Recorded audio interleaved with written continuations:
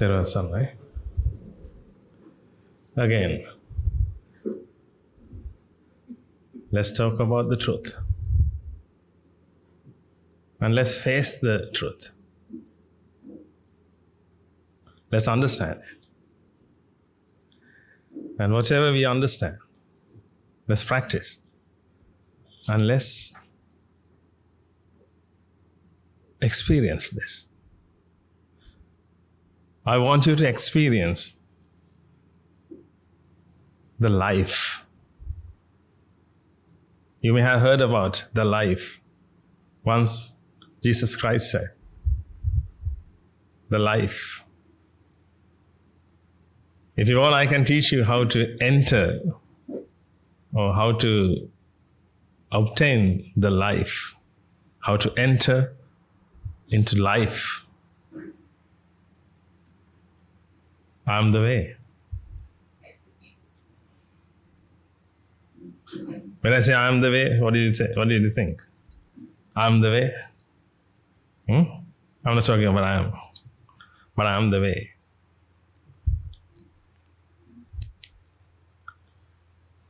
And the path. I am the life.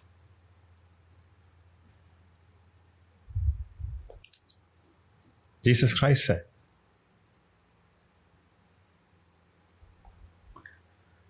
Before that, you should understand that I am the truth. Because everybody wants to find the truth. Then Jesus Christ said, I am the truth. Then people start to follow him. Because people thought that he was talking about himself. But I am the truth. If you can find the truth will set you free. The truth will set you free because you are trapped.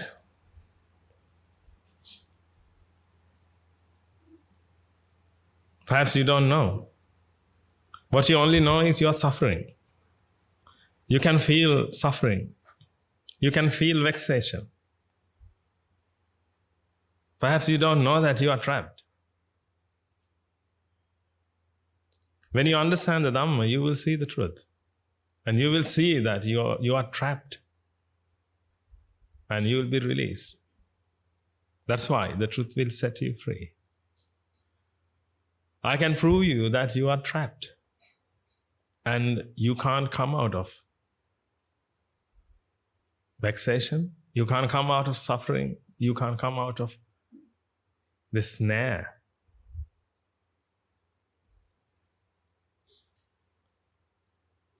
You can't come out of slavery.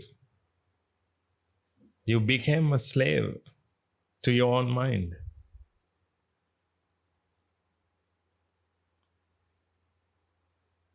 That's the reason we discuss Dhamma. That's the reason we learn the Dhamma.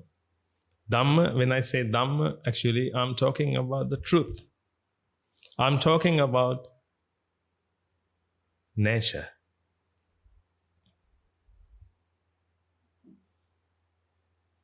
I'm talking about the wisdom of nature. That's what the Dhamma means. The Buddha didn't invent anything, ladies and gentlemen.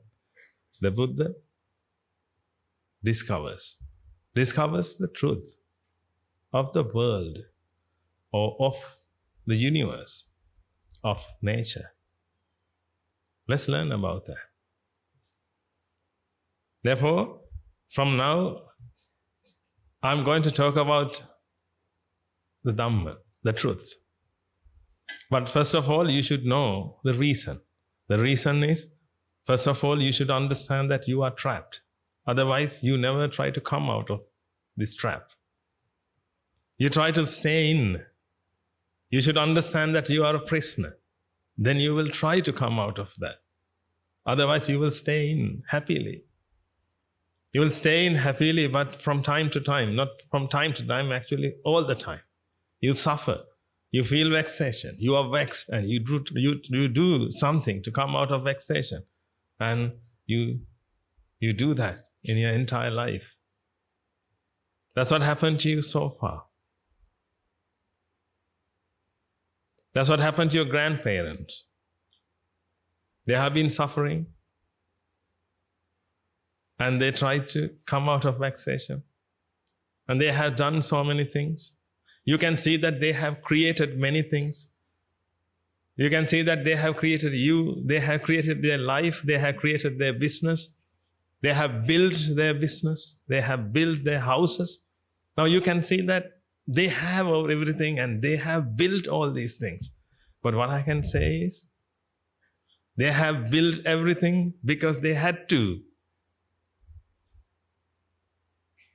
They had to, ladies and gentlemen. Without that, they can't live. That's why they have built everything. That's the reason. Don't ever think that they have done these things for the society.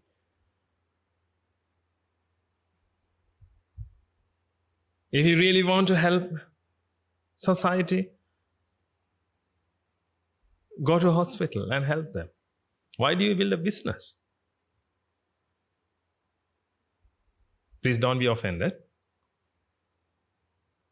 Why do you build a business? If you really want to help people, then you can become the Mother Teresa. Why can't you be that? That means you spend your entire life to help other people. But people want to build something. They want to build their names. Because they are vexed. This is the only thing they can do. When they are vexed, they try to do something. But they never try to cease the process of vexation because they don't know. That's called ignorance. Due to ignorance, they try to do many things, ladies and gentlemen. But if you can do one thing, you can free yourself forever. But if you miss that thing, and if you do other 1,000 things, you never come out of this trap. Therefore, let's understand the reality. Let's see the society. But seeing the society, let's discuss about the society. But doing so, I'm not insulting them. I'm not going to insult you or insult the society. But let's understand. Because when you see the society, when you see your society, then you see that like you can see some people are well established. Then you think that, they are the happiest people ever. Because they are well established, they are well educated. You can see these people and they try to show themselves off. You can see that. But when you see these people and if you take a wrong decision, if you think that they are very successful people, then you will follow them. That's why I want you to see the reality. Otherwise, I don't want to hurt them or I don't have any idea to insult them. But let's see. Perhaps let's talk about your life because you have built something big. Everybody talks about you. But what will happen in the future? You have built a house, very big one, mansion. And finally, what will happen to you? That's the thing. Then how can you become a successful person? By building things, by creating things, by writing a book. How can you become a successful person?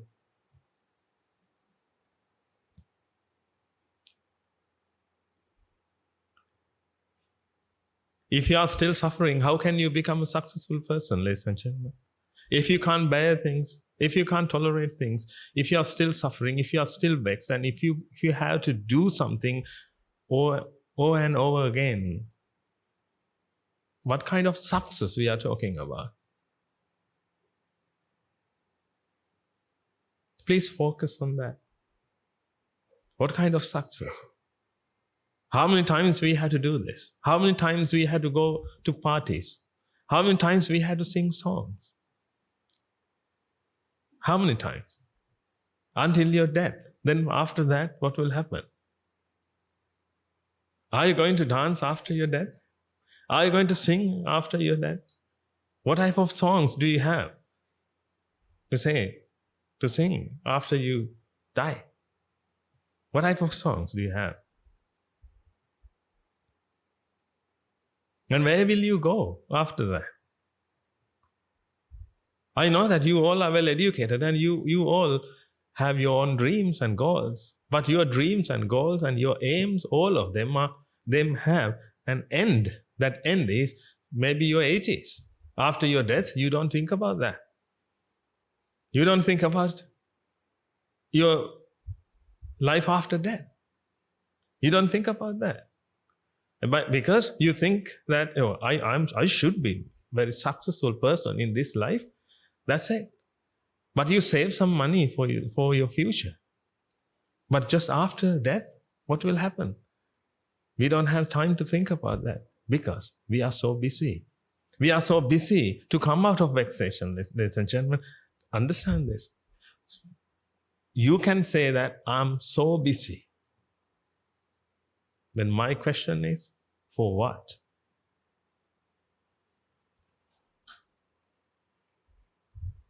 Then you might say that, no, I have many things to do. Yes, for what? Then final answer will be, I'm vexed and I had to do this. Otherwise, I don't know what will happen to me. I'll be mad if I can't do this. If I can't listen to the song, if I can't listen to some speeches, whatever. If I don't eat this, I will die.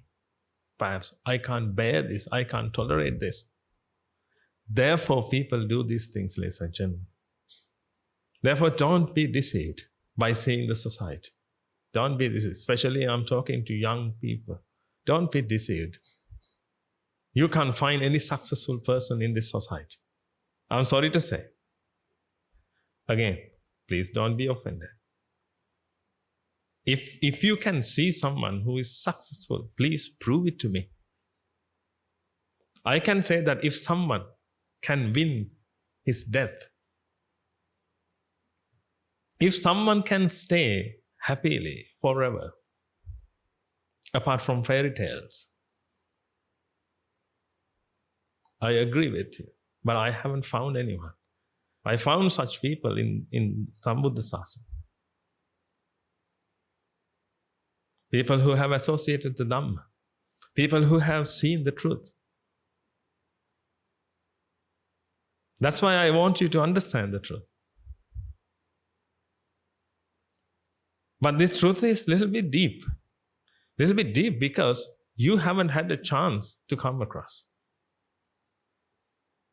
Therefore, let's take this as a lesson and let's try to understand this. Because I'm not going to talk about the moon, the sun. I'm going to talk about the truth.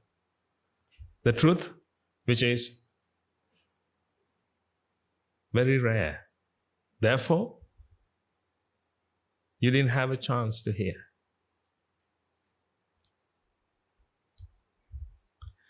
First of all, let's talk about anicca. There's a word called anicca. Anicca. This is the heart of the Dhamma. If you can't understand this, you can't understand the universe. Because the Buddha has seen the main characteristics of the universe, of nature. There are three. The first one is anicca. The second one is dukkha. The third one is anatta. Today, let's talk about anicca. And we will discuss this over and over again in the future. Because until you understand this, we will discuss. Until you understand this, you can't see the world. I'm going to offer you a pair of spectacles. Because this pair of spectacles is not enough to see the truth. I'm going to offer you one. One day you will bear it. But remember this, I can give you, but you have to wear. I can't bear it on behalf of you. I can offer you that. That means actually I can offer you knowledge, ladies and gentlemen. But you have to convert that knowledge to wisdom. Wisdom means when you take the knowledge and you practice and you will realize something, then that will become wisdom. Wisdom is always inbuilt in your mind. Therefore, when the mind makes decisions, the mind makes decision with the wisdom you have achieved, then you won't be suffering anymore. Therefore, let's talk about anicca. The Buddha said, Hetum paticca sambhutang hetu bhanga nirujjati. It has a very, very deep meaning.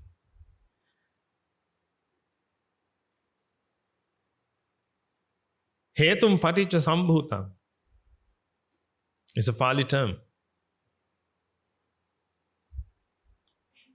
We are talking about the theory of cause and effect. Hetum paticca sambhutam, hetu bhanga nirujjati, the theory of cause and effect. When causes come together, an effect appears. This explains everything. But don't judge it yet. This explains everything. Therefore, I can say that according to my knowledge, according to my wisdom, I can say that this is the theory of everything. Because it explains everything. It explains you. It explains the world. It explains nature. And it is the ladder you to climb up and see the world.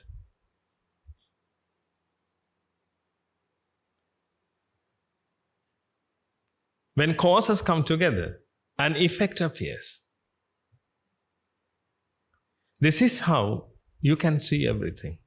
This is how the world is created. Let's take a small example. Fire, a flame. When you see a flame, you might think that it's something unique and it's an entity.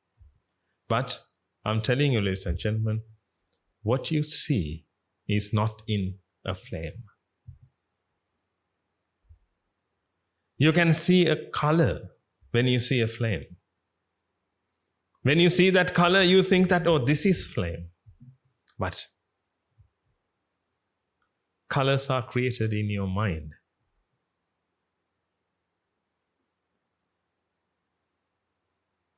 A flame only consists with two types of energy. One is heat energy. The other one is light energy. Light energy means not colors. Light energy is ability to see colors. It's not a color. Therefore, when you see a flame, don't be deceived that there's a flame over there. That flame is created in your mind. This is how you see colors. With light energy, with your eyes, with corn cells. This is how colors are created in your mind. Now you can see that when causes come together, an effect is created. That color is an effect. That color is an effect which is created in your mind. That's why you can't see the path of creation. You can't see it. Suddenly it appears. Then suddenly it disappears. It disappears. It disappears, and where did it go? Now you can see this color. Perhaps you think that this color is on the lid.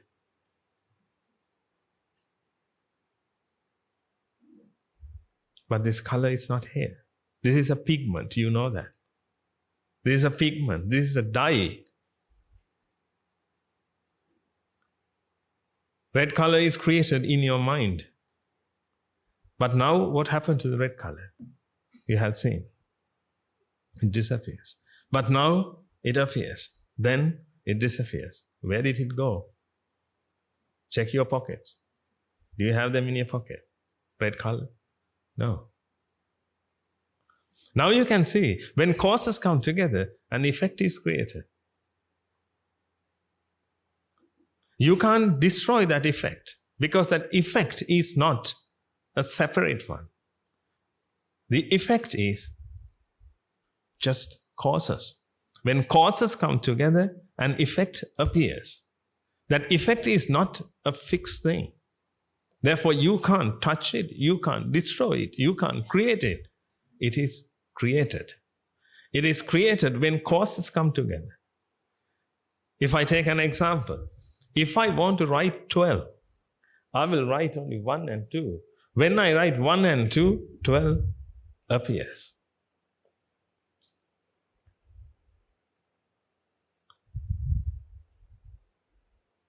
This is an effect.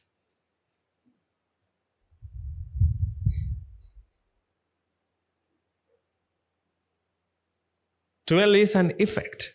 1 and 2 are causes. Therefore, when I write these two together, 12 appears.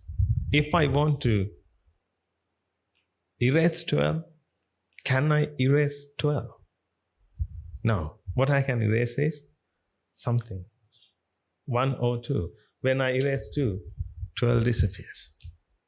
12 disappears. Where is that? Where did it go?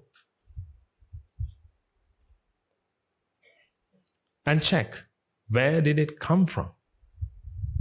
12. Where? Now you can see, everything is an effect in this world.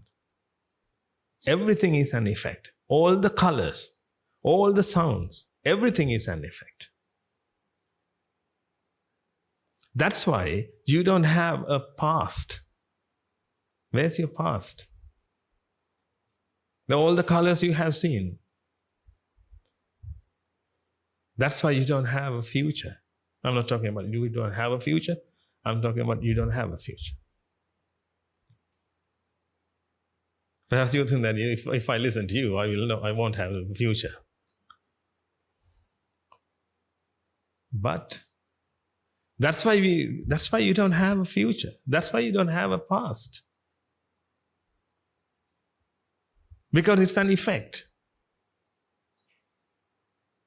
The mind is an effect. I'll explain all these things in the future.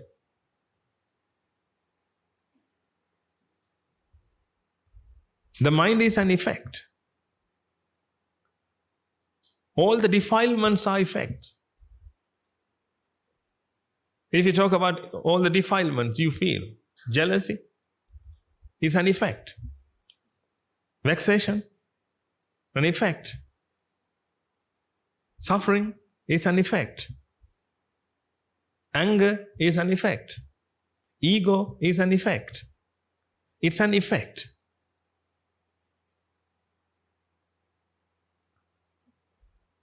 Therefore,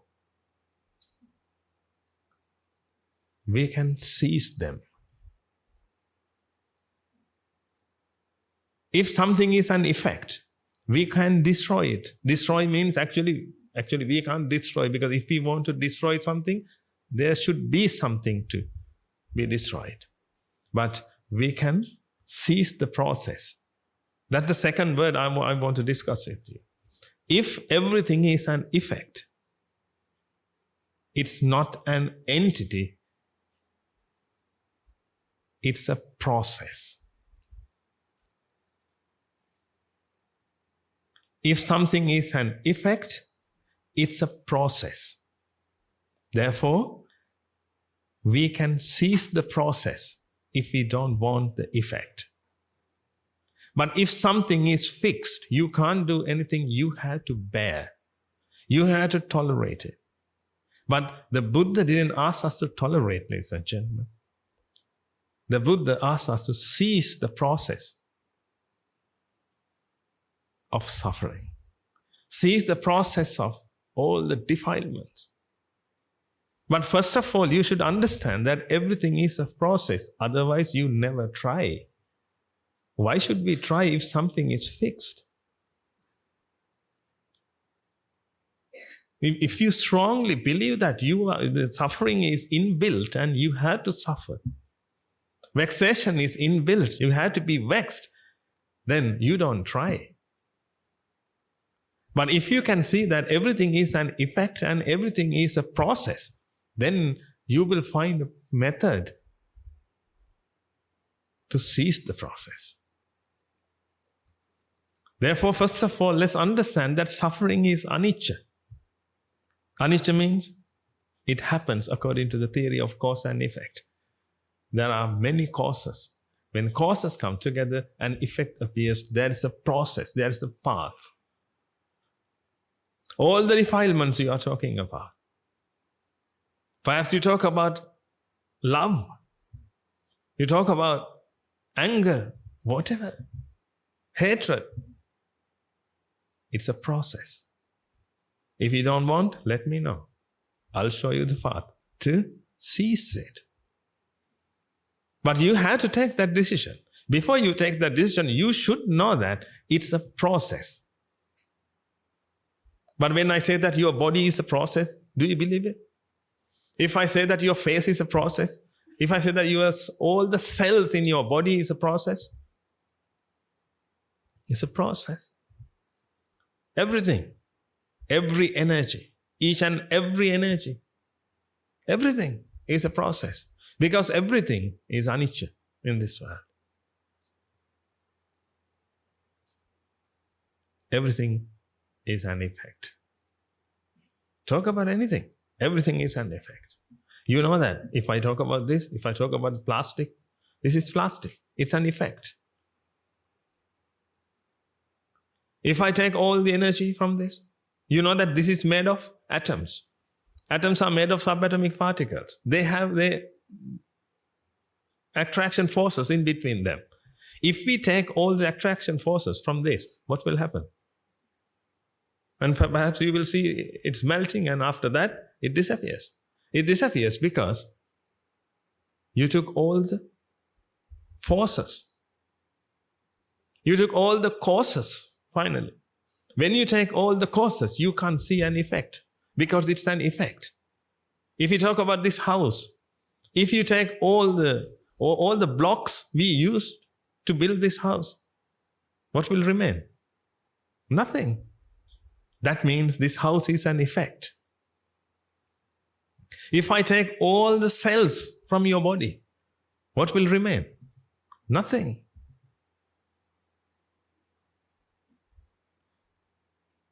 Then what do you have apart from those cells? Do you have cells and a body both? No, you have only one. You have only what? You tell me. You have a body or cells? What?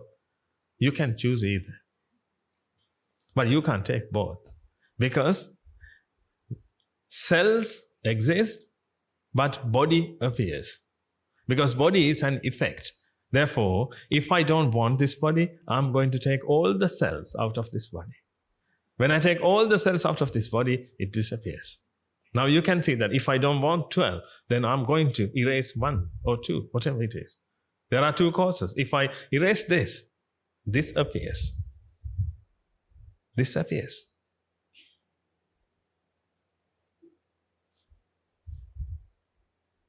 But when you understand that, you can't say that it was 12, now it's 1. 12 became 1. You can't say that because 12 didn't become 1, ladies and gentlemen. This is a deep philosophy. Let's take it. Let's consider it deeper. Here, it was 12 before. Now it's 1. By seeing this, you can say that 12 became 1. 12 was an effect. 1 is an effect. Therefore, you can't say that in your childhood you were so small and now you are big. You can't talk about it like that. You can't say that you are transformed from your childhood to now. You can't do that. You can't talk about your past lives. You can't talk about your future lives. That doesn't mean that you won't be born again. It's deep. Let's talk about that in the future. Right? I'll keep most of things to the future because this is the beginning. If everything is anicca, we can't talk about transformations because nothing is fixed in this world to be transformed. If everything is an effect, how can you transform that? If everything is an effect, it's like this. Which color can you see? Red color. Blue. Now tell me, what happened? Red color? Is that what happened? Red color transformed? Red color is transformed to this? Blue color? No. This is an effect. This is an effect. These two are two separate things. 12 is an effect. 1 is an effect. Those two are two separate things. Those are effects.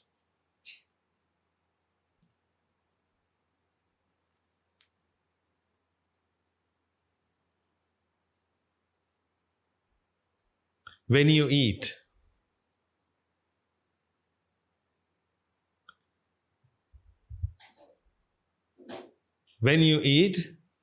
that food is used to build this body. But that food is not your body. We can't say that the food that you have eaten is transformed to flesh. Flesh is an effect. Those food is an effect. If you take protein, it's an effect. Protein is created with amino acids. You know, amino acids. A, B, C, D, amino acids. If you take this structure, this arrangement, you can see a protein. If we change that, B, C, A, B, this is another one. But don't say that this is transformed to this. This is an effect. This is an effect. This is hair, perhaps. This is nails.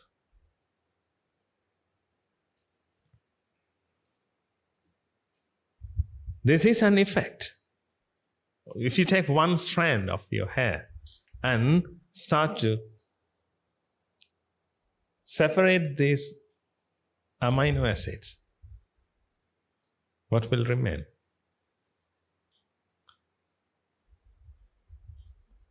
Now you can see that everything is an effect.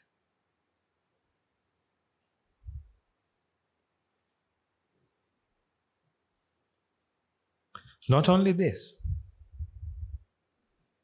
but also your mind. Actually, I want to come to the mind. First of all, I want you to learn the basic.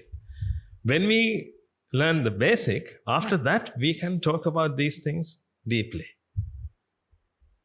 Because I want you to understand about your mind with these things. After that, we can talk about all these things. Therefore, let's straight away go to the mind after this. If you have at least a slight idea about the theory of cause and effect, let's go to the mind. Here, we are talking about, actually the Buddha taught us about the mind. He said that the mind is a process. He said that the mind is a process. Then he said, Rupa, Vedana, Sanya, Sankara, Vijnana. There are 5 things. These are called aggregates. But when I say aggregates, you can't understand that. Aggregates. Actually, this is the process of the mind. Then, first of all, we should understand that what is the meaning of the mind? The mind is not an object, ladies and gentlemen. The mind is a process. The mind is a process. It's not an object. Therefore, you can't say that, oh, this is my mind and I'm going to keep that mind on the table. It's a process. It's like water cycle, carbon cycle, the life cycle of a star. It's a cycle, it's a process. It's not an object. It has a purpose to fulfill. Its purpose is to perceive things. That's the purpose of the mind, perceive. But before it perceives something,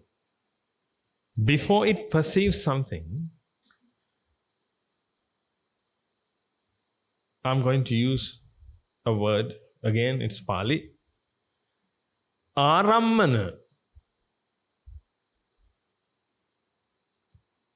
must be created. Arammana means sight is an arammana, which means colors. Colors are arammana. I'm going to use that word, arammana. But let's understand it and let's use the word after that. Colors are arammana. Sounds are arammana. All the sound, they are arammana. Now you can see, this is the first stage of the mind, rupa. Rupa means, actually we are talking about arammana. Now here, rupa must be created because rupa is not in the world. That's why I told you, when you see this color is not in the pen. It is created in your mind. Therefore, first of all, the color should be created. This rupa is color. When you listen to me, don't be deceived that I have a voice. Actually, I don't have a voice. My throat can produce vibration. Voice or sound is created in your mind. That is arammana. Rupa. There are 6 types of arammana, 6 types of rupa. Colors, sound, taste, then smell, touch, and thoughts. 6 types. Those arammanas must be created in the mind. First of all, this is how the process of the mind begins, with this arammana. Rupa must be created. This color must be created. After that, the mind notifies the color. That means the mind notifies that the color is created, which means actually you can see. That's called Vedana. I would say actually it's a notification. It notifies. The color is created. The creation of the color is notified. That's called Vedana. That means you can see the color which is created in your mind. After that, this is identification. When you see, you identify it. After that, this is sanya. This is sankhara. Sankhara means now you are going to take the resultant effect of rupa and vedana sanya. When you take the resultant effect, the mind perceives the rupa, this arammana.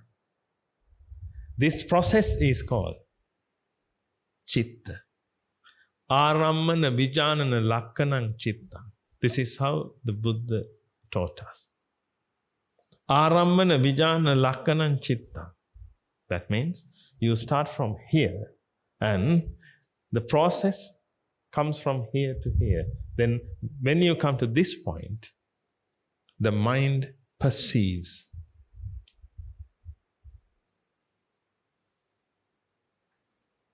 To perceive, the mind needs identification, recognition, and notification. Because if this is a color, this color should be seen and should be identified.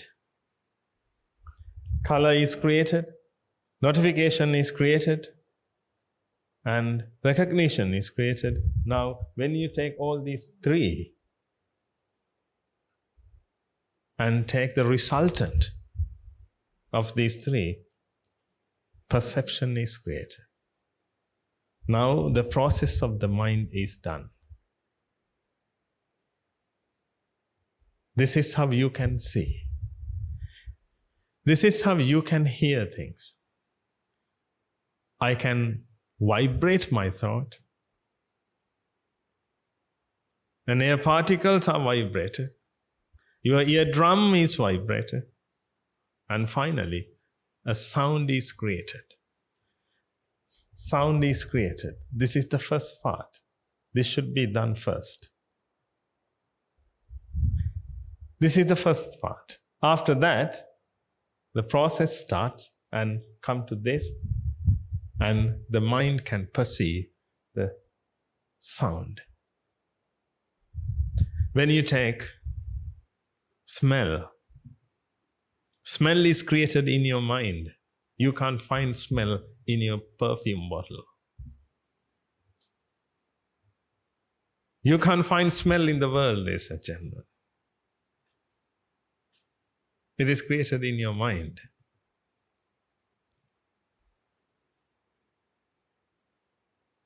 It is created here. Rupa. Rupa must be created. Therefore, the Buddha said, without the rupa, without whatever rupa, you can't see the process of the mind.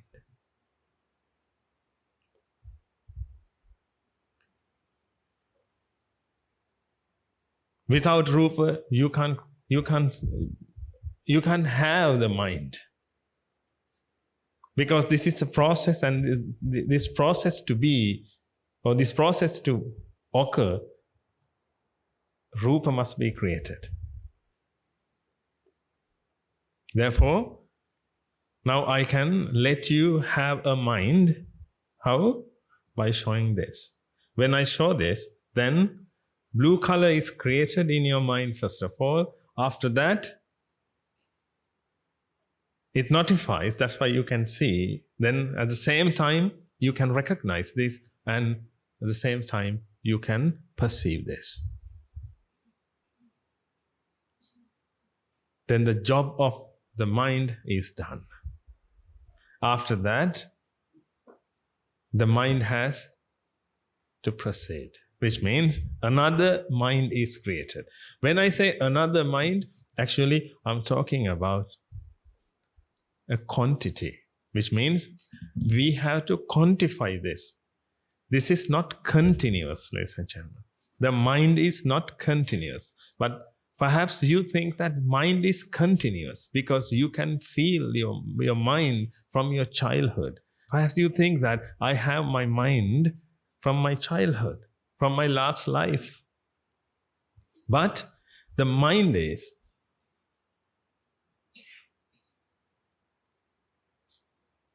not continuous. Actually, nothing is continuous in this world. Nothing is continuous. You can't say that this is continuous. You can't say that atom is continuous. Is an atom continuous? No, it has its subatomic particles. It's not continuous. If you learn chemistry, that should be the first lesson. It is discrete. Everything is discrete. And finally, scientists found the energy is discrete.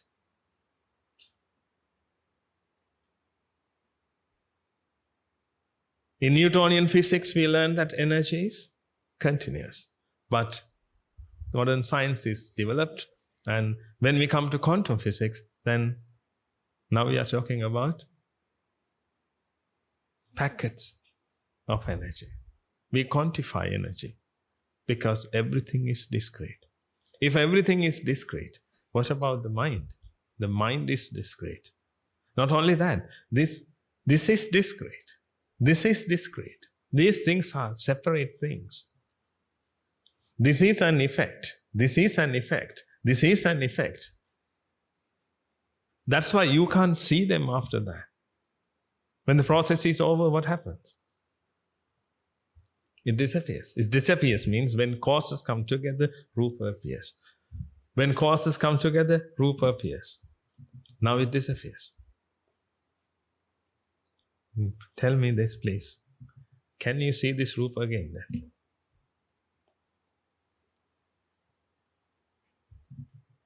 Look at this pen, please. You can see a blue color, a type of blue color, this one, okay? Right. Now tell me, please. Can you see this again? I'm going to show this, but can you see what you have seen before? Can you see? Is that the same color you see? No, ladies and gentlemen, because if color is in the pen, you can see it twice. But if colors are created in your mind, how can you do that? Because that process is over.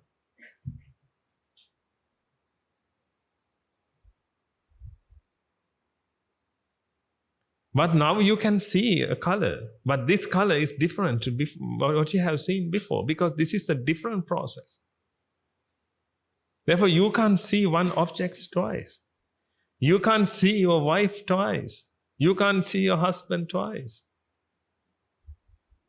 But you got married to see her forever. Can't you remember that? Because you went to meet her and she was lovely at that time, but now I don't know. Adorable. Therefore, you wanted her to come with you and you wanted her to come to your house because you want to see her. But at that time, if you had this understanding, you never bring her. Because you don't have to. Because if you know that you can't see one object twice,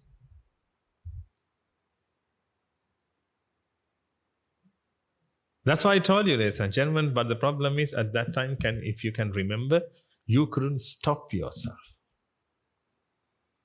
You saw that woman. You saw that woman and you were vexed. You wanted her.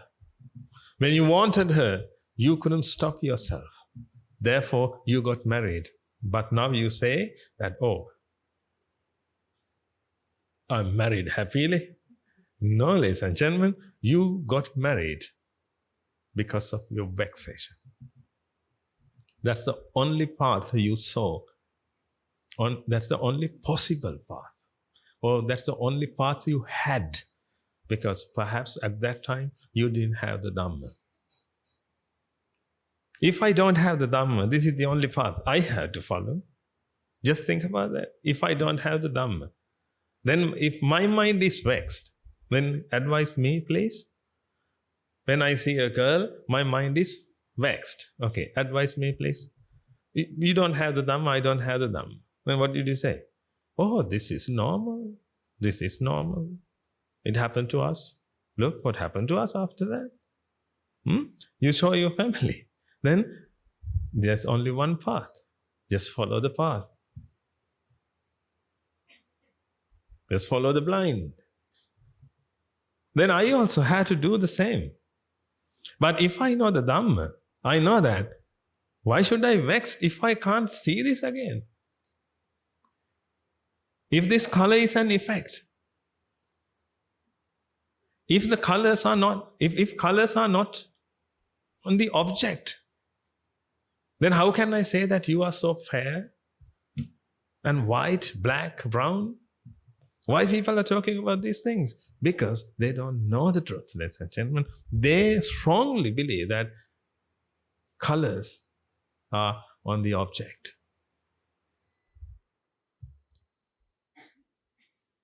But if you can understand that colors are created in your mind, you don't have to bother. Why do you like fair or black or brown? Why? Why do you like? The reason is you don't know. You think that colors are on the object. Therefore, you can see that, oh, this is a color pen.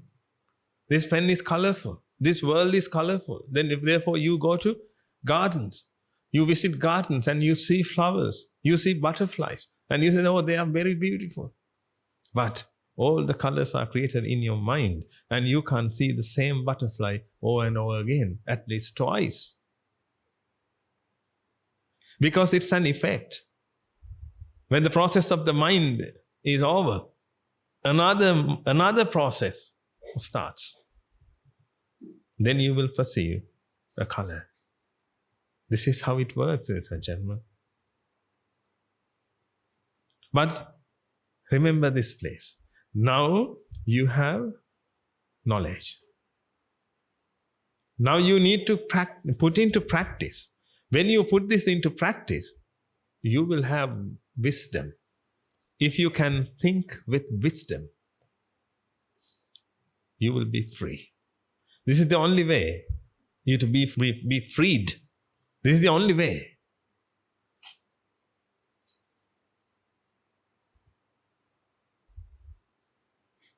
Think about the colors you have seen. At least, do you have, can you get the memory of a color? Look at this. Okay, see? You can't.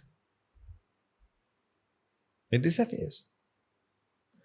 When I show this, you can see this. You can see this because process begins. When the process has begun, you can see this. After that, if the process is over, everything is done. Now another process is created. At the same time, you can hear my voice. You can see this and you can hear my voice. That means another process starts. This is how your mind works. Now you can see that the mind is anicca.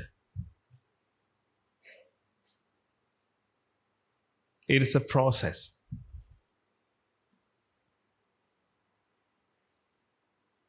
The mind is a process. I'm repeating. The mind is a process. It's not a fixed thing. It's a process. By saying that, I'm not implying that the mind is impermanent. What I'm saying is, it's a process. Here I can't talk about permanence or impermanence, because if I had to talk about something like that, then it should be fixed. If something is fixed, we can talk about permanence or impermanence. But if something is an effect, how can you say that it's impermanent? It's an effect. If it's an effect, therefore, this rupa is an effect. Vedana is an effect. Your hair is an effect. Your body is an effect. Therefore, your body never decays. But when I say this, can you agree with me? Or will you be angry with me? You'll be angry with me. Because Perhaps you can't understand what I said. Your body can't be decayed. Why? Because there is no such thing called one fixed body. In your mind, you can create something like that. But naturally, it's an effect. It's like 12. If 12 decays, it will become 1. Why? 2 decays. Is that correct? 12 decays and becomes 1. No, ladies and gentlemen, this is an effect, this is an effect.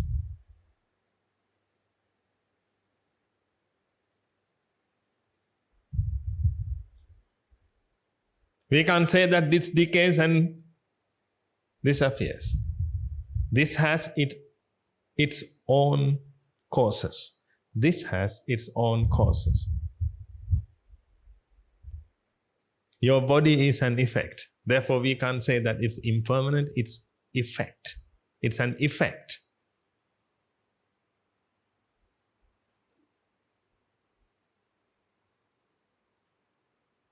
If you can understand this, attachment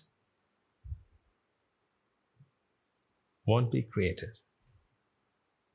But if something is fixed, and if your mind thinks that something is fixed, then attachment is created and your mind gets attached to that object or whatever it is. If attachment is created,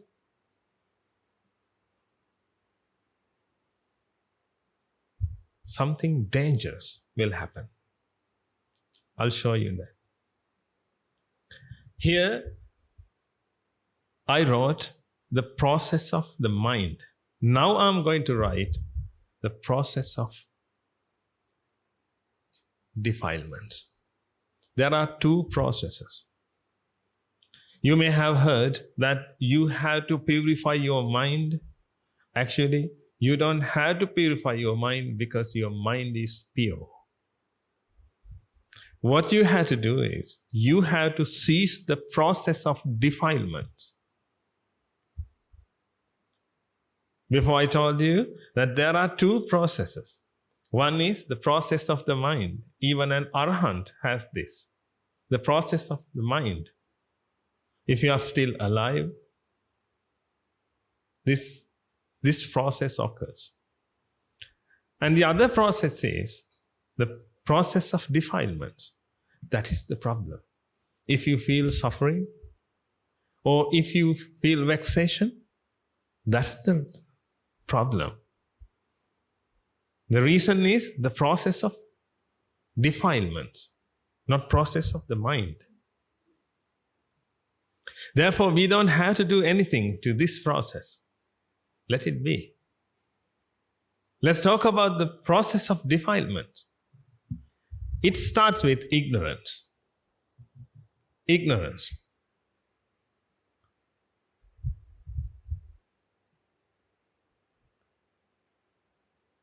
This is the main root.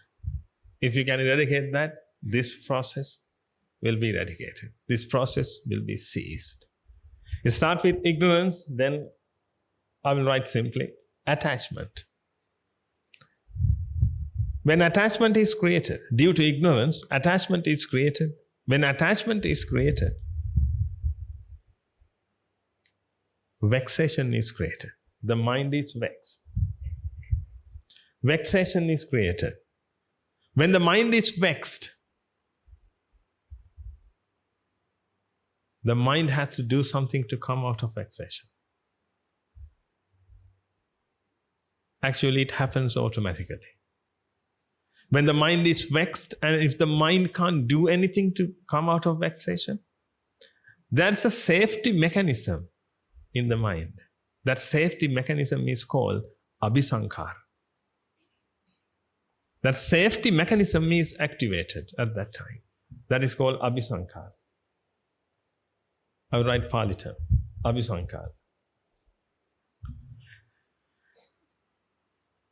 When abhisankara mechanism is activated, the mind starts to see an illusion.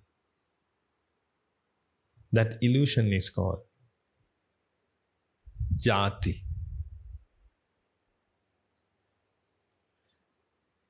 I'm going to use Pali terms for these things because if you take the translations of Pali words, everything will be ruined.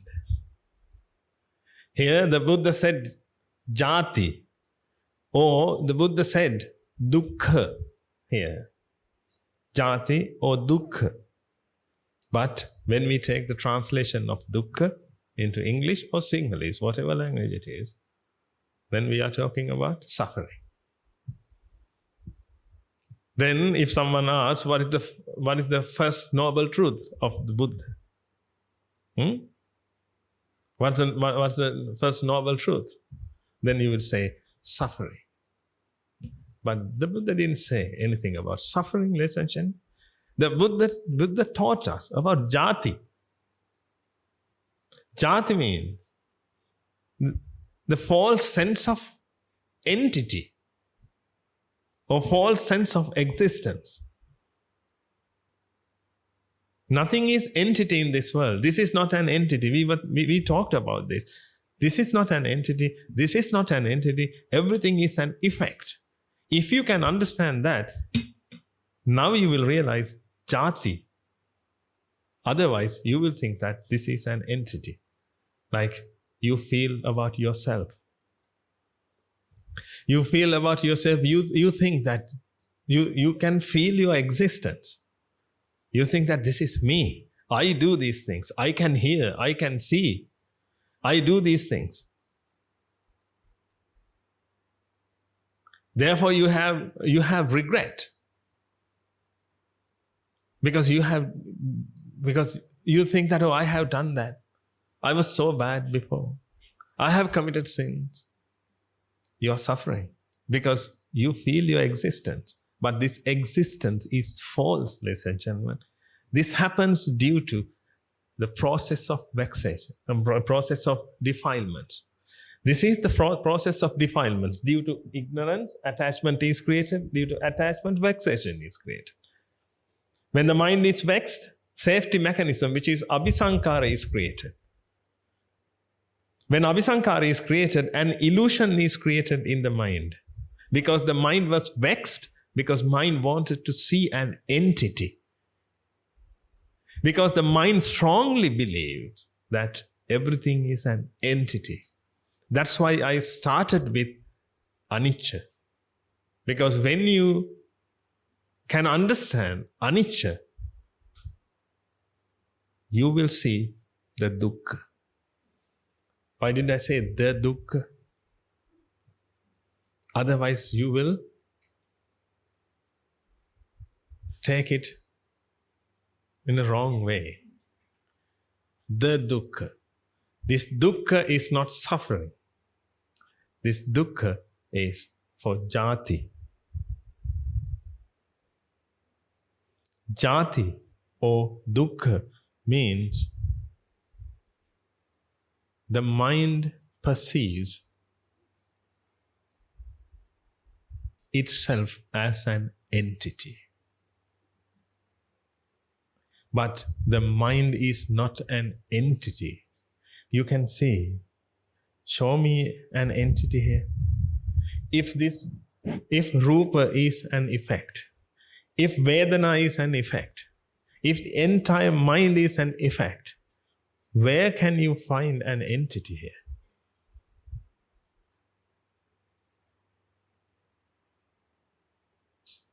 But can't you feel your existence? Can't you feel that this is you and you are unique? You are an entity. Don't you try to maintain yourself? Don't you have your own ways? Don't you have your own wantings? You have created an entity, ladies and gentlemen. Actually, the mind creates it. The mind creates this due to ignorance and attachment. This is the reason.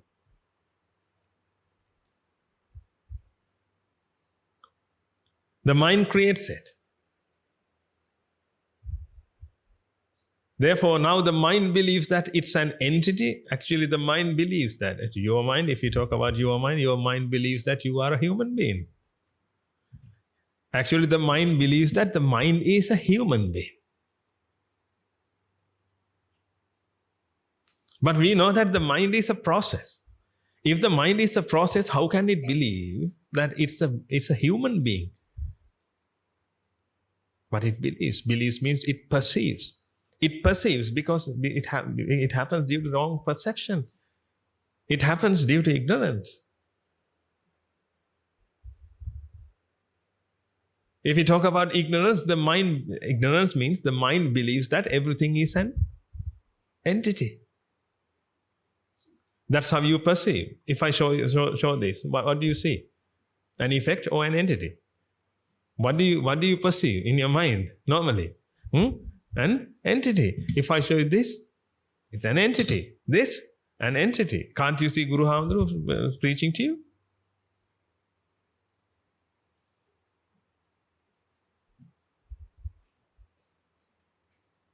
That's how you perceive. But you know that this is a body. And with the help of the body, the process of the mind occurs. That's it. But you have created an entity. You have created a fixed person. When your mind creates a person, which means an entity. When I say person, when I say an object, everything is an entity. That's how we explain entity. What are the entities? People or person.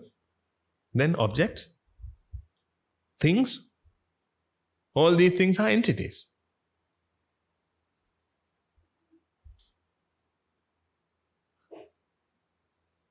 But the mind believes that everything is an entity. If the mind believes that everything is an entity, now the mind wants to perceive entities. Now let's talk about the truth. Because basic is done, whether you have understood it or not. But don't worry. I'm telling you, don't worry. I want to start this.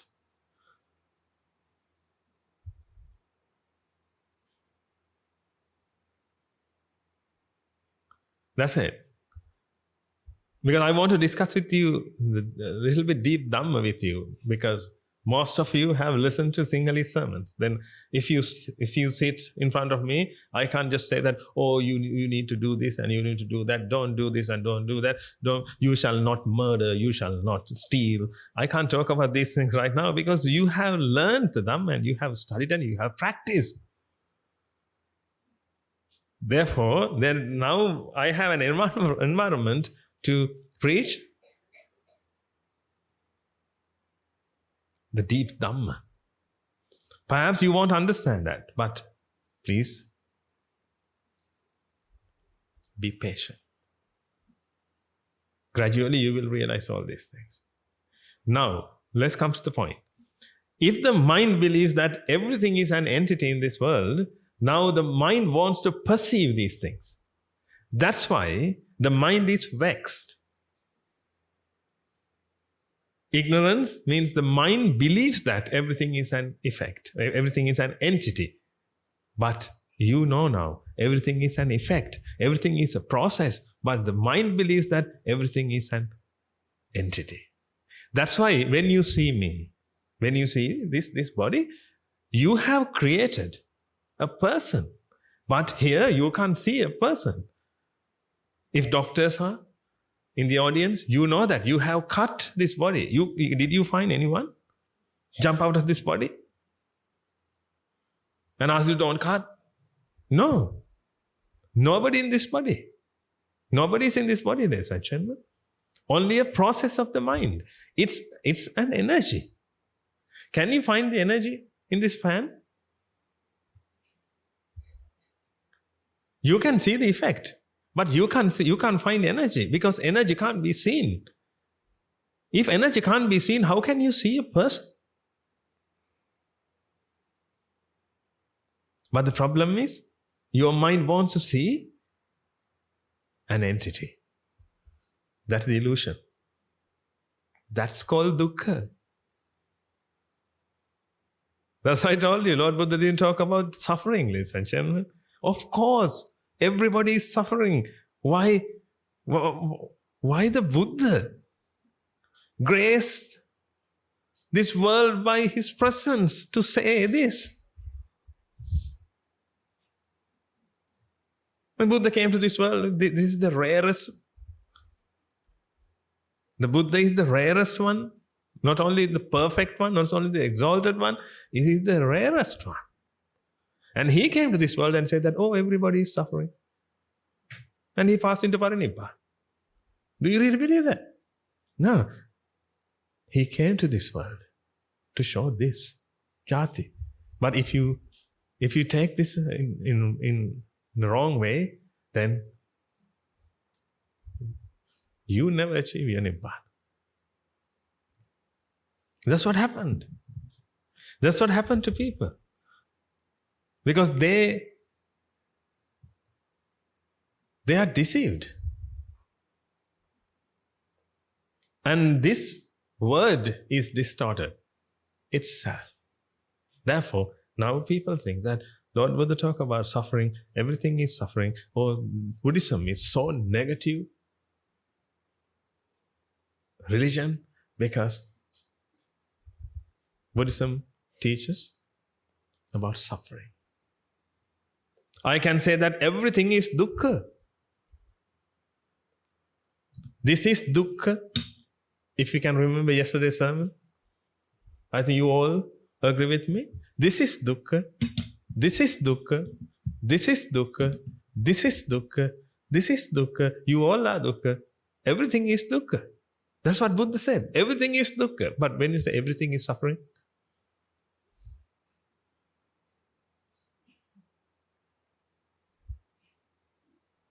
or everything is sufferful.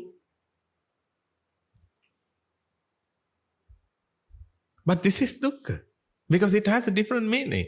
You can see, your mind perceives this as an entity. That's the dukkha in your mind.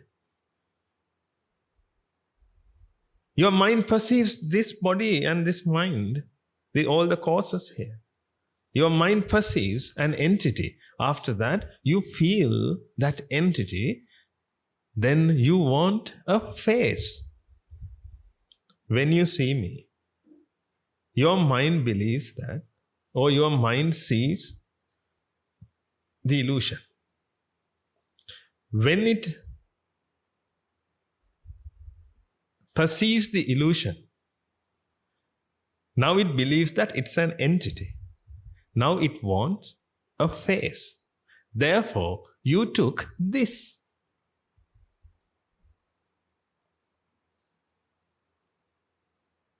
Therefore, if someone asks, who is Guru Haguru? You and point out this. Because your mind has the illusion is created in your mind. That illusion is the mind sees a person. Person means again entity. The mind perceives a person. And now the person should have a figure, or the person should have a face. Therefore, the mind takes this. What about this? What about this? This is not enough. Actually, why do you recognize a person by his face, ladies and gentlemen?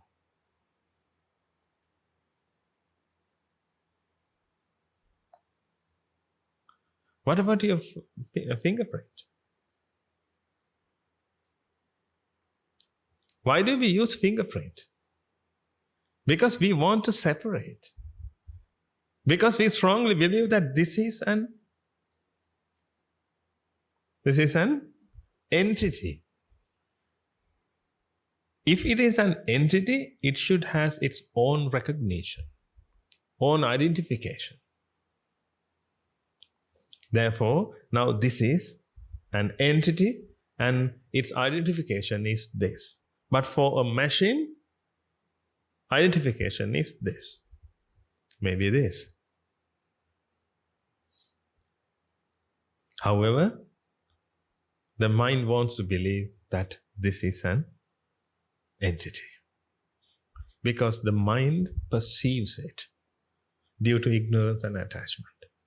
But we have learned the mind is a process. It's not an entity. We have learned this body is an entity. It's not an entity. It's an effect. But due to ignorance, the mind sees an entity.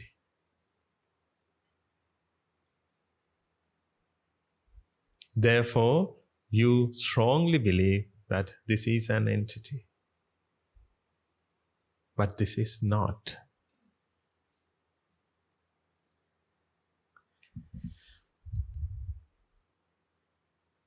Then the mind perceives that it's an entity. That's how you feel your existence. When you feel your existence, your mind identifies itself with the body. Now you think that when you go to a mirror, you see your body, which means you see, oh, this is me.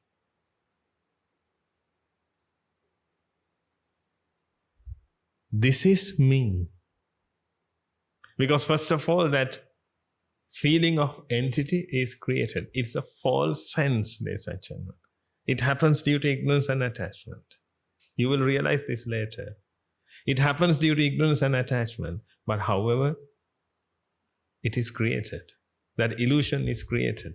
Now the mind perceives an entity. When the mind perceives an entity, the mind has to identify that.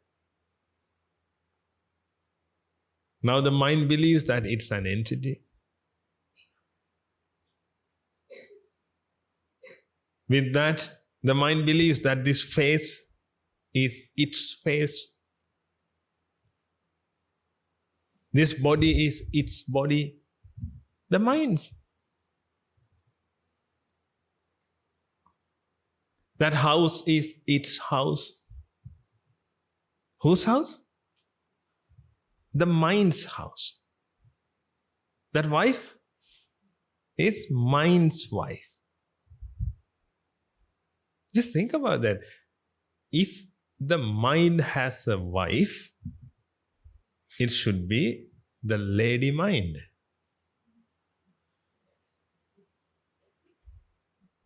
How can the mind has a wife with full of flesh and bones?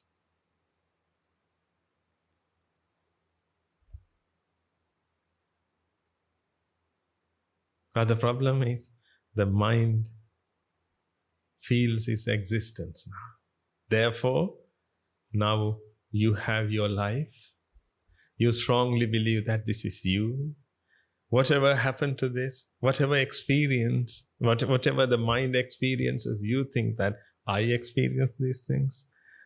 All these things happen to me. I'm aging because you are the body. Perhaps your face is not beautiful. Let's assume that you all are beautiful. Don't worry about that. But I don't know, if I say that you are ugly, then what will you say? Can you bear? You won't come to the next session, definitely. I'm 100% sure about that. Because it hurts.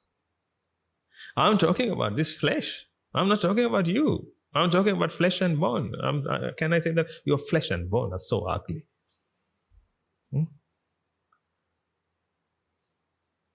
When I say that, it hurts. Because you always identified. You are identified with these things, essentially, because the mind perceives an entity. The mind perceives itself as an entity. But it's a process. It's an energy process, a process of energy. But Can you imagine this? What happened to the mind with ignorance? If you feel that you are a king, that's okay. If you feel that you are God, it's okay. But if a process of energy thinks that it's a human being, how can we say that it's okay?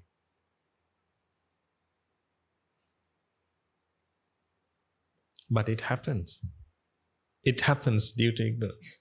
It happens due to vexation, essentially. Before I told you about this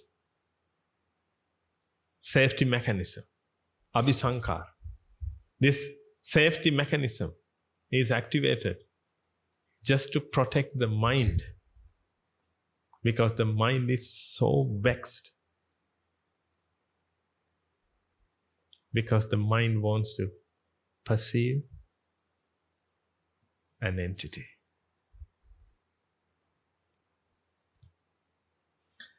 I think you have experienced these things. If you want to see something, what do you feel? If you want to experience something, what do you feel? Don't you feel vexation? But you don't have the opportunity. Let's assume that you are in a dark room, but everybody is watching something, but you can't see. What do you feel? Vexation. You're vexed.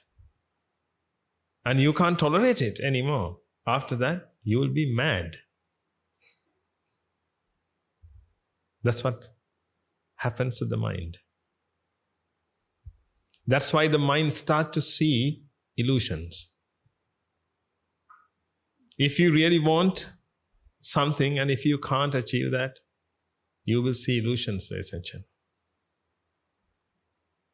If you go to a mental hospital, you will see many people who can see different things out of different things. When I show you this, you perceive a pen, but someone perceives a baby. Therefore, we can say that he's insane. He's a mad person. Because we all can perceive a pen, but that person can perceive a baby. Because he's mad. Insanity, if we define insanity means if someone perceives something, or if someone perceives a different thing compared to the thing that actually exists, that is called madness. If I show this, if you see blue color in the pen, tell me, isn't this madness? Because blue color is created in your mind, but you perceive that blue color is in the pen. And if I come to the other step, if you see an entity out of this pen, isn't that madness? Because actually, this is not an entity. If you perceive a man, if you perceive a person out of these causes, isn't that madness? Because this doesn't have a person. This is not an entity. But if you perceive an entity, isn't that madness. That madness happens due to this vexation, essentially. If you go to a mental hospital and meet someone, if that person can speak, that person can tell you his story, you will see that he was vexed and became a madman. This mental vexation is so dangerous. Right now also, if you are vexed, you will see illusions. If you want to punish someone, let them be vexed. But don't do that. But let them be vexed. Do everything what you can do, them to be vexed, then they will be mad. That's why to punish someone,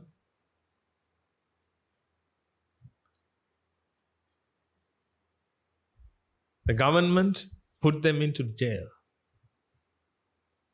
because they are vexed in jail because they want to come and see the world, but they are caged. They are vexed. And if they can't come out of that vexation, finally they'll be mad. If I put you in a dark room, if I put you in a dark room, for how long will you survive as a normal person? You'll be vexed. Perhaps 3 days. Can you? I'll put more, 7 days. But today, perhaps you can't live without your phone at least a day. But if you have to live in a dark room for a week,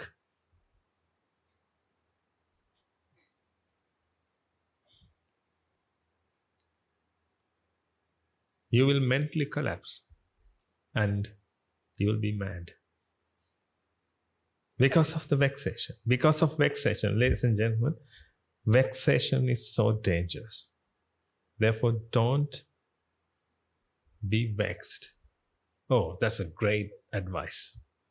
Don't be vexed. Can you stop? Can you stop? No, because if ignorance and attachment is there, you are vexed. Right now, you are vexed. If you can't understand this, you are vexed. If you have to go somewhere, you are vexed. If your leg hurts, you are vexed. If you are hungry, you are vexed. If you are thirsty, you are vexed. You are vexed, vexed, vexed, vexed. Apart from that, you are vexed because your mind needs to perceive entities. That's the biggest vexation your mind has.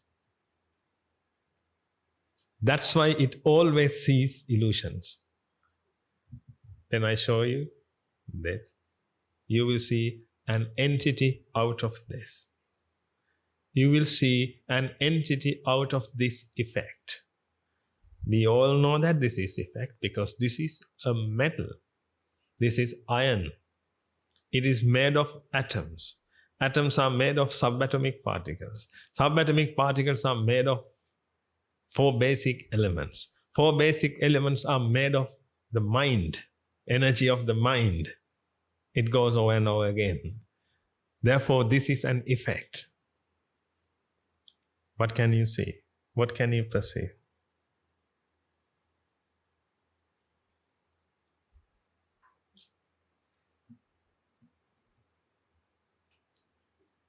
That's the reason. When your son comes to you, you see an entity because your mind wants to see an entity. But the problem is, actually, before that, just tell me that why the mind can't achieve it. The mind wants to perceive an entity. We know that. Why the mind can't achieve it? The mind wants to see or perceive an entity out of this, let's say. Why the mind can't achieve it? If the mind can achieve this, it doesn't have to be mad. But it's gone mad because it can't achieve it. It can't achieve it because nature is not an entity. That's why at the beginning I told you, with the Dhamma, we are going to learn, or we are going to understand about nature. What are the main or true characteristics of nature? The mind perceives that this is an entity, but nature is not an entity. Nature, this is nature. This is nature. This table is nature. You are nature. Your hair is nature. This chair is nature. Nothing is artificial in this world. Everything is nature. Everything is nature. Nature is an effect. Whatever you take, it's an effect. But the mind perceives that it's an entity. Therefore, nature never helps the mind to create its own, whatever the entity it expects. Therefore, the mind can't come out of vexation. That's why the safety mechanism is activated, to protect the mind, and the mind start to perceive an illusion.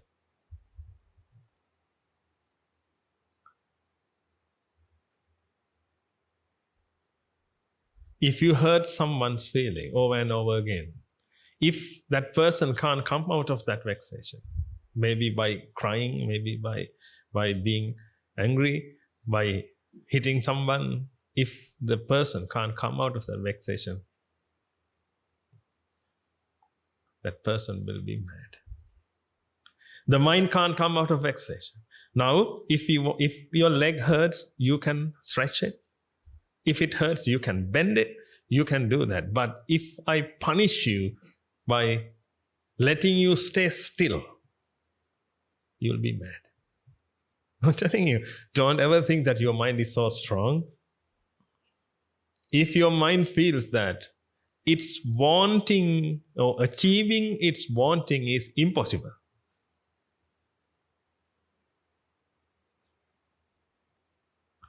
it will be mad.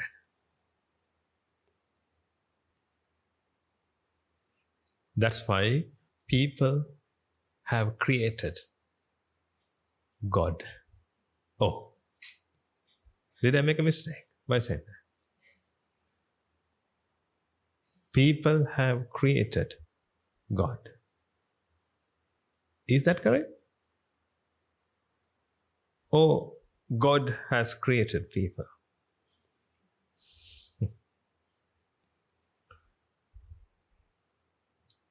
Almighty God, not a normal one.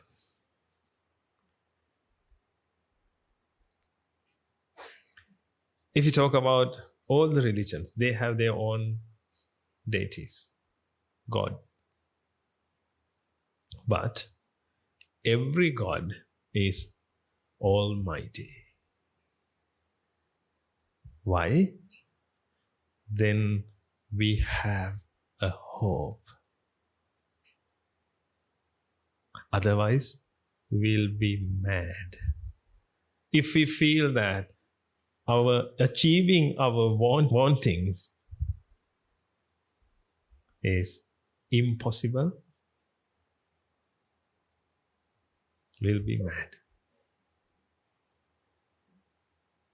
Therefore, the concept of God should be in the world. Whether it's correct or whether it's true or false, that concept must be in the world. Otherwise, people will be insane.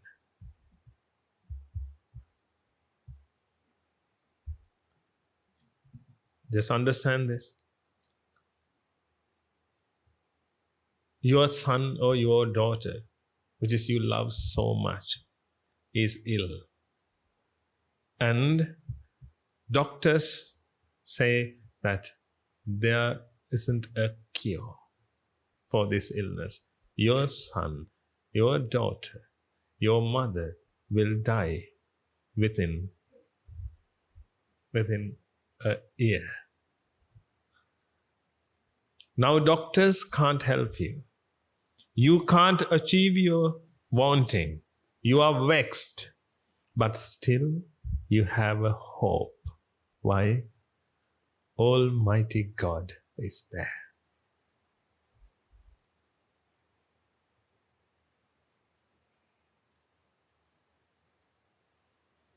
That's why the concept of God is so popular.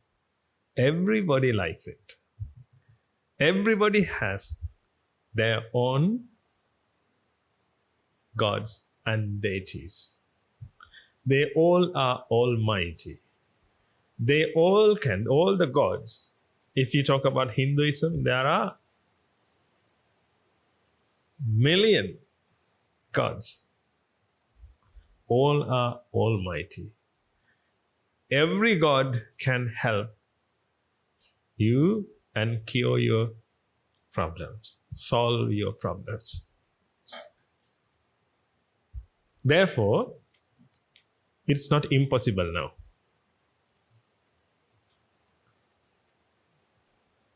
You have a hope. It's not impossible. But the problem is, when we come to the root, the mind is vexed, but the mind doesn't have a God, which is almighty. Because the mind associates nature. Nature is not an entity. Therefore, now the mind doesn't have a help. Therefore, mind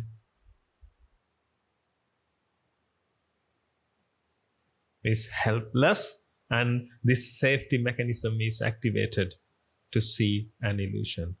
That means actually the mind is mad. The mind's gone mad. That's why the mind can see an entity out of this effect. I'm not saying that you are mad. You are not mad. Don't worry, because nothing is called you. There is no such thing called you.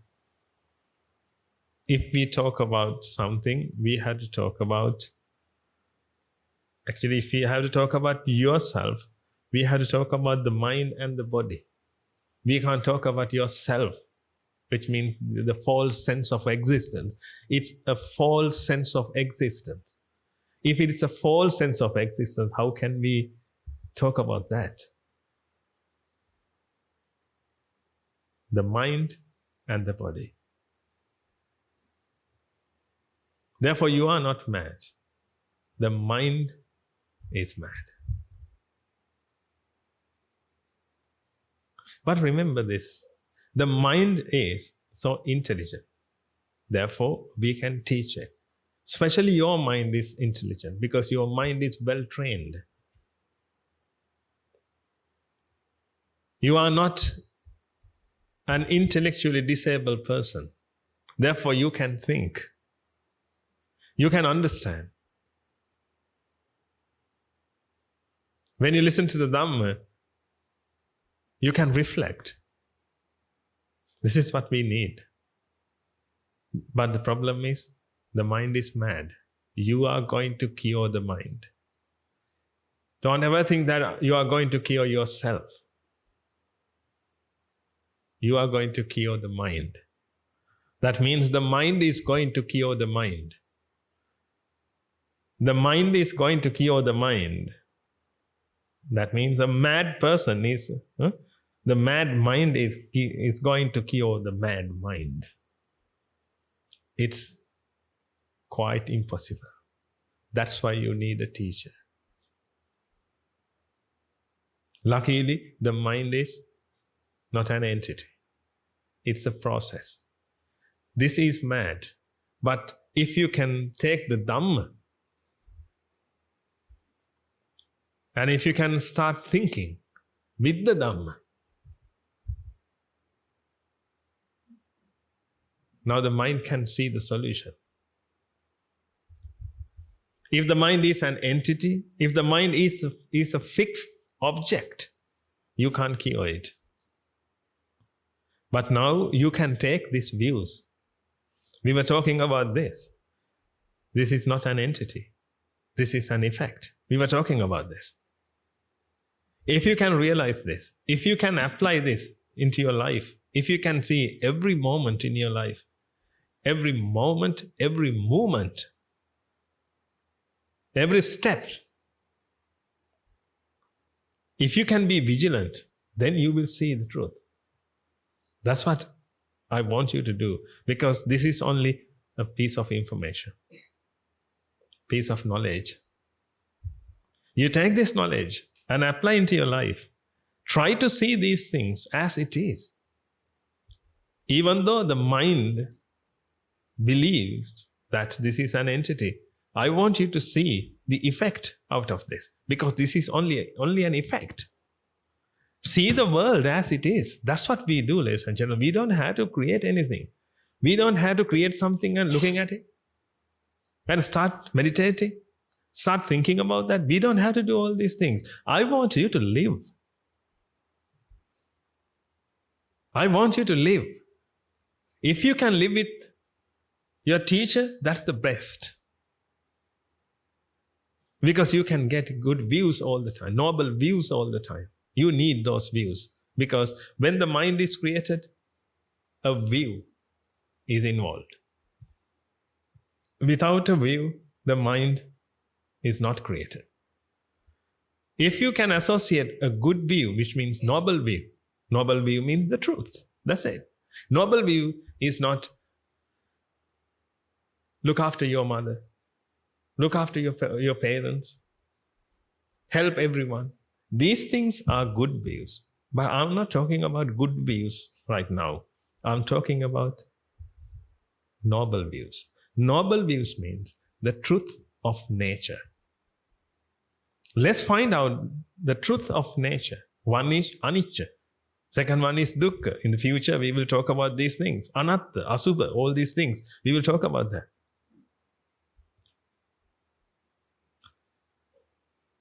But if you can use anicca and apply into your life and put into practice, then you will realize this. I want you to realize, because I have realized something. I'm going to use these words to transform my realization to you. Can I do that? My realization. I'm going to offer you my realization through these words. I can't. I can offer you this information. You take it. This knowledge, take it and apply. When you apply, you will see the truth. When you see the truth, one day, let me know when you see this as an effect.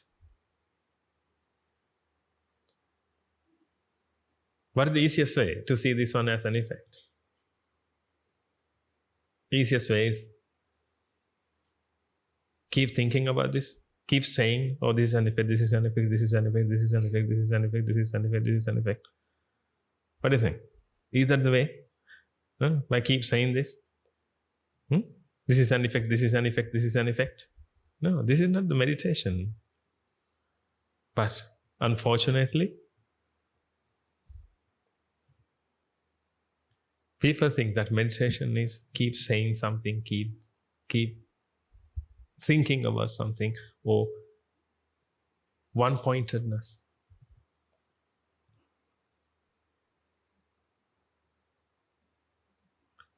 I want you to see the truth. That's it. If this is not the truth, if this is not if this is not an effect, If this is an entity, I want you to see the truth. That's it. According to your understanding, just tell me about this. Is this an effect or an entity? According to your understanding right now. Because this is a metal. This is made of atoms, subatomic particles. Now tell me, is this an effect or an entity? Effect. If you can understand that, I want you to think about it. That's it. This is what meditation is in Buddhism. Don't try to mix Buddhism with other religions, other methods of meditation. Meditation means, actually we use meditation to achieve wisdom, not to see things which is invisible. We want to achieve wisdom. To achieve wisdom, we should think about the truth. That's it. Therefore, if you want, you can sit and meditate. If you want, you can run and meditate. Whatever you want to do. You can drive and meditate. You can work and meditate. You can cook and meditate. When you cook, you will see the flame. You can see a flame. When you see a flame, you will see a flame. But you know that flame is created in your mind. Over there, you can see only heat energy. You cannot see actually. Over there, there are two types of energy, heat energy and light energy. Then you can see that flame, which means colors, are created in your mind. Now you can see that is a process. That's how you see the world. When you cook, you can see that. When you see a color, you can apply the Dhamma. When you listen to something, a voice, a noise, then to meditate, do you want a silent place? Why do you miss that noise then? If someone creates a noise, can't you meditate? Let's meditate.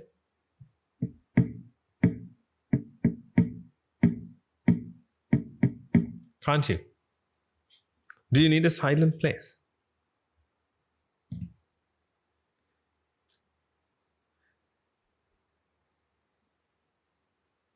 That's what I told you. You just need to live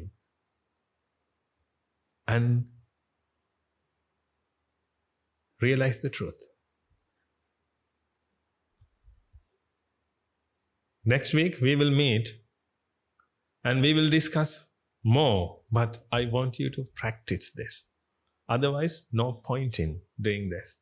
Because you come, I preach, and next time again you come and I preach. You have knowledge, but your knowledge will be rotten if you can't convert them into wisdom. Rotten means you will forget. Because this is only information. If you can practice, it will become your wisdom. If you have wisdom, then you can use your wisdom to think. Then you will make your decisions with that wisdom. This is how we practice the path. Gradually, you will move forward in this path.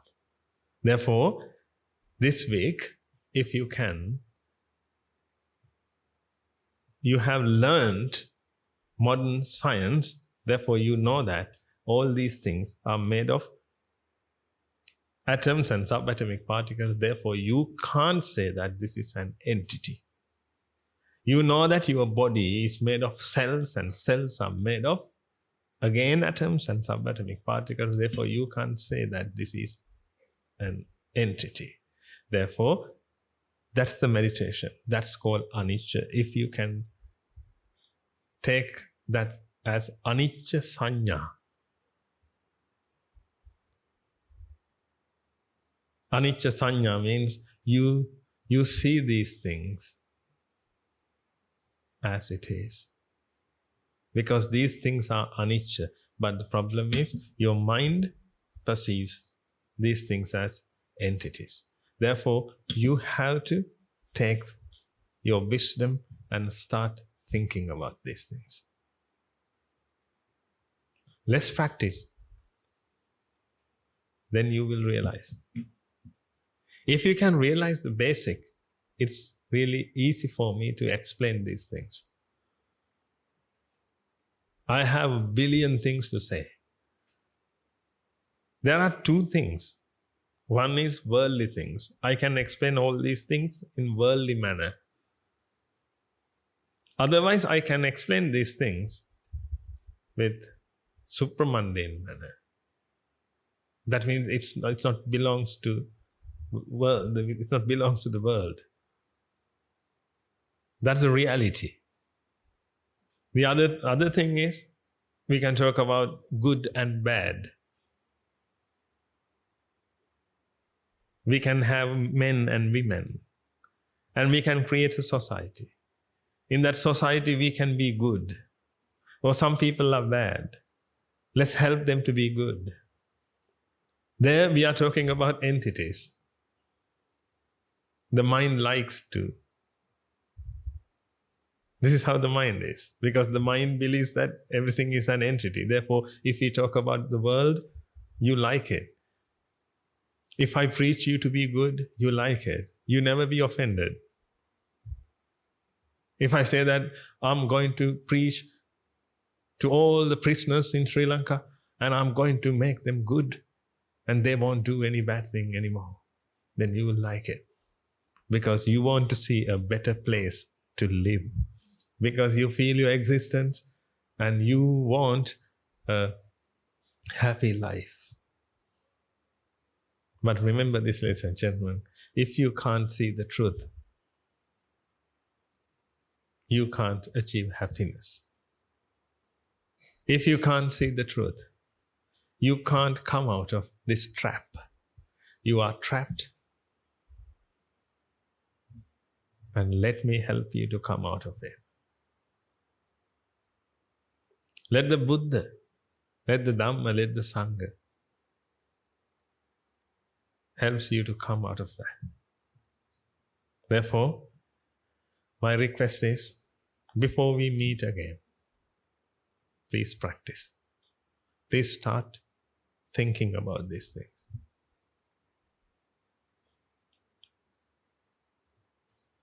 At the beginning, it's really hard for me to explain these things. But when you know about what I'm going to say, after that, we will talk.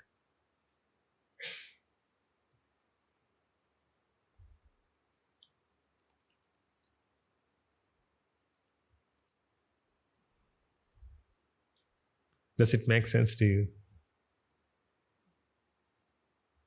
Let's practice. And see you next week. May the blessings of the Noble Triple Gem be with you all. Thank you.